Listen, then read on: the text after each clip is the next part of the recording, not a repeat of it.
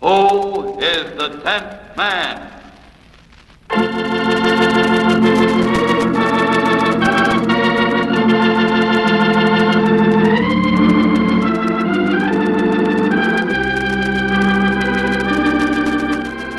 The 10th man is the one man in 10 in your community who will need emotional guidance. Yes, 1 out of every 10 persons in this country needs or will need some form of psychiatric care or treatment. What kind of treatment are they getting in your community?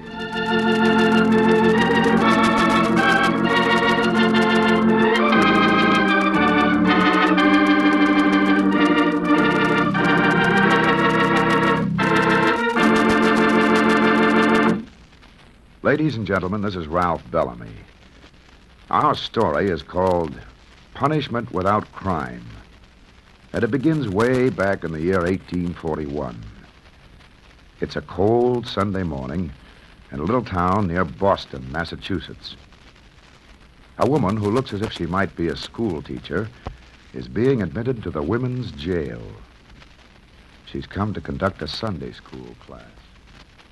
Sunday school class, Mum. That's right. Are you the jailer? I am, but I still My don't... name is Dorothea Dix. I'm taking the place of Mr. Samuel Burt. Mr. Burt. He's one of them theological school fellas. Yes. I remember now. You told me you'd be coming. Right this way, Mum. Thank you. What's the matter, Mum? I didn't think it was like this. So filthy. It's good enough for the likes of them. What was that? Oh, that's from the loony bin. Loony bin? You mean you keep the insane here? In jail? No place else for 'em, Mum. But there's no heat. Nah, loonies don't need no heat. Perhaps not. But that's something a doctor ought to decide. May I see those women? We used to charge admission to see the loonies. Well, then we've made some progress. Oh, I never realized it was so bad. Had enough, Mum? Not yet. Do they sleep here? Why are there no beds? Straw's good enough for the dirty things. Perhaps you think so. I guess too many people think so, but I don't. And I'm going to do something about it.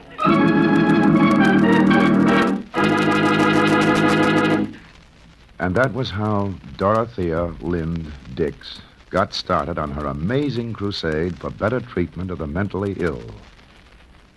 Before she died, 40 years after this episode in the jail, her efforts resulted in the founding or improving of 32 mental hospitals throughout the United States, Canada, and abroad.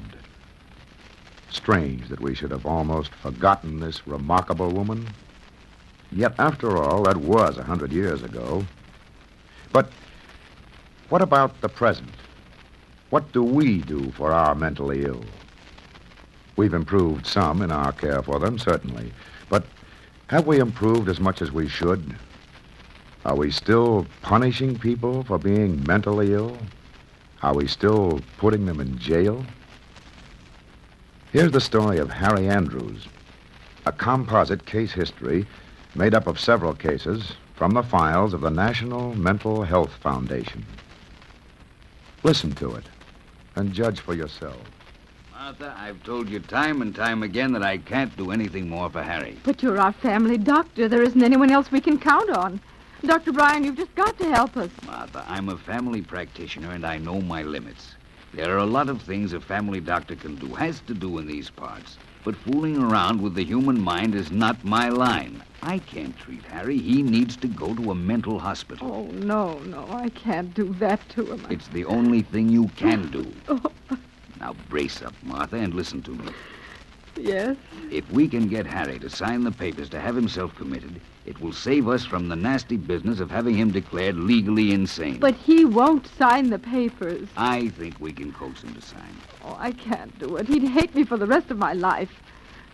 Suppose I try to keep him at home for a while. He might get over it. Martha, you know how I feel about that. Mental illness should be treated early, like any other disease. Well? Oh, I can't make up my mind now. I've got to have time to think.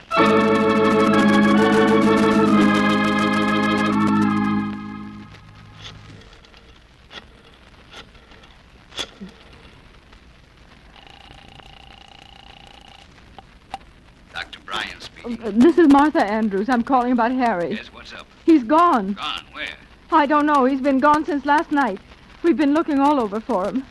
Where do you suppose he'd be likely to go? I don't know, Martha. Have you called the police? Yes, they say the best thing for me to do is to stay home and wait until we hear. Oh, Dr. Bryan, he'd been talking wildly about running away to sea. Do you suppose Martha, it might... don't fret about him until we're sure. You just sit by that phone. I'll be over as soon as possible. All right, goodbye.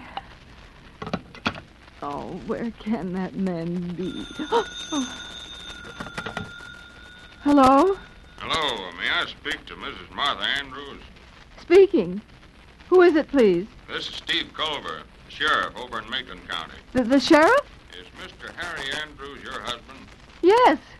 Where is he? It's all right, lady. He's perfectly okay. He's safe? Yeah, but we had to lock him up. Lock him up? That's right, lady.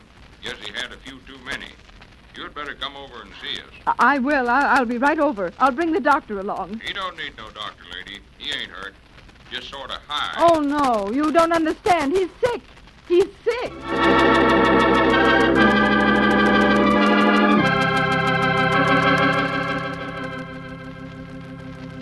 So we thought he had had a few too many and booked him on a disorderly conduct charge.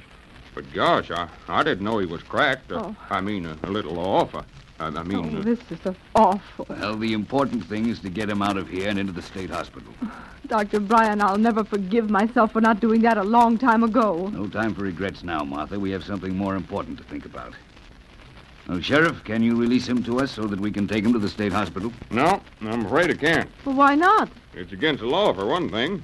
You know that, Doc. If you folks want to put him in the hospital, he'll have to be declared insane. Well, how do we do that?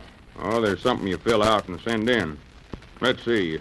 Maybe I got a form around here someplace. Well, Doctor, how long will that take? Whenever you start filling out forms, you can get set for a long tangle with red tape. Heck, all this red tape is just to protect you citizens from getting clapped into asylums when somebody feels like getting you out of the way. You folks oughtn't to complain when the laws are made for your own good. Well, it certainly can't be good for a sick man to be kept in jail. I didn't write the laws, lady. Here's a form.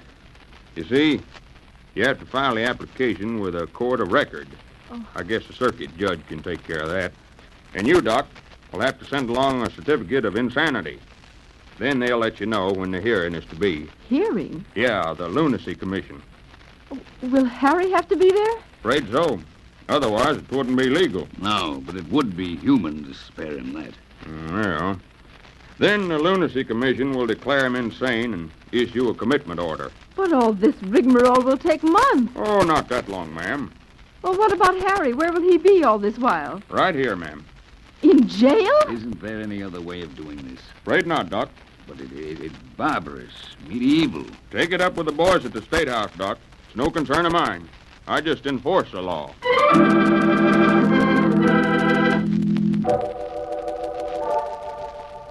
A commission of lunacy consisting of Julius Knapp, county clerk, Roger Buchanan, pharmacist, and William Hinckley, physician, all residents of Maitland County, has been granted judicial powers to ascertain whether or not Harry Andrews, the alleged lunatic, be sufficiently deprived of his reason as to warrant commitment to the state hospital. It is the recommendation of this commission, after having examined the said Harry Andrews, that he be declared insane, and that he be committed without delay to the state hospital.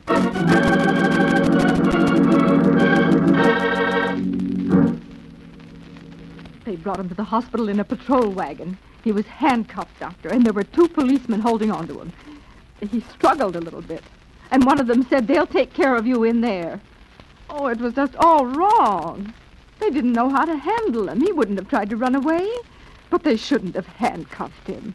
Anybody would resent that. Yes, it was all wrong, Martha. But that's all past now. Did you see the doctor at the hospital? Yes, he was very nice. He assured me that they'd do the best they could for Harry. They will, too, Martha. Now, don't worry anymore. Cheer up. Before you know it, Harry will be well again, and you'll be taking him home. Oh, Dr. Bryan, how can we ever hold up our heads again? Nonsense, Martha. It's not a disgrace to have mental illness in the family. Then why did they keep him in jail? And why did he have to go through those court proceedings? There were good reasons for all that red tape once. Before the days of clinics and receiving hospitals and so forth. But we ought to be able to work out a more sensible and scientific commitment procedure. Something handled by doctors and social workers. Something that also provides full legal protection. It takes people quite a while to rid themselves of old-fashioned laws. Yes, we have to get rid of our old-fashioned ideas first. Now, when will that be? When we're all a bit more human and understanding. And when will that be? You've got me there, Martha. You've got me there.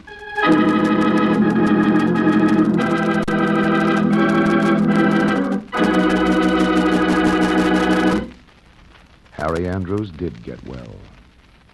And he did return home to Martha.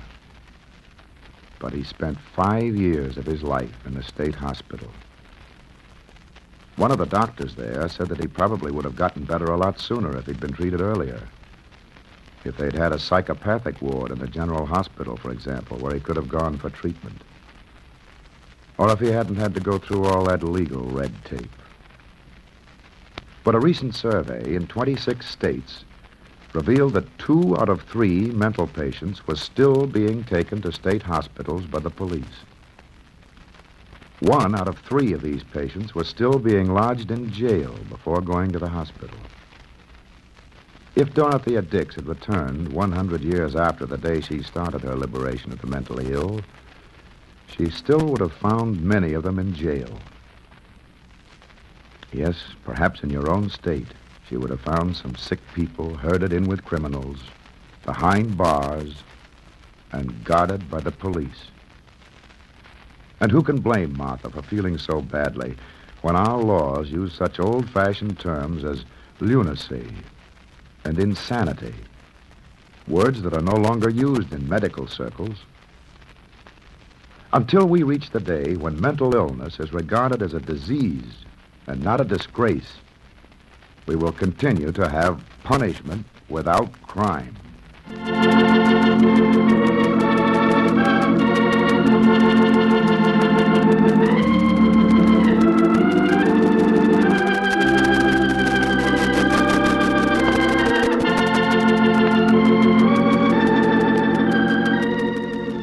You have just heard Ralph Bellamy as narrator in Punishment Without Crime, produced by the National Mental Health Foundation in association with other organizations dedicated to the preservation of mental health.